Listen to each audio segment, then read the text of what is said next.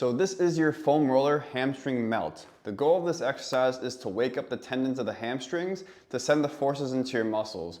Muscles are these bigger areas and they can handle force and displace them all over the muscle, whereas tendons are these thin, long things that can't really tolerate a lot of load. And this can also cause some issues with knee bending. So we want to make sure that we're getting the hamstrings to be able to help you bend your knee. So in order to do this exercise, you need a foam roller. So all I'm going to do is I'm going to start by placing this foam roller just behind the back of my knee, just above it. From here, I am simply going to use my other leg. I'm going to keep my knee bent so my foot's on the ground, and I'm going to press through my foot and through my hands to lift my hips up. My ankle is just off the ground a little bit here, and I want to find any tender points. When I find those tender points, I'm going to melt into them. One important thing to keep in mind about your hamstrings is you have 3 different heads. You have an outside head and 2 inside heads.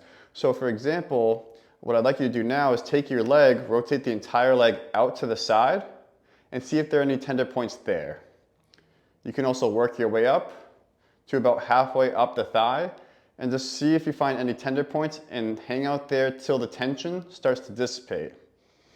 Come back down to just behind the top of the knee, or just above it rather, and then rotate your entire foot in. This is more the inside aspect of your hamstrings. You're gonna do the same thing. Start just behind the knee, just above it, melt, work your way up to about halfway around the muscle.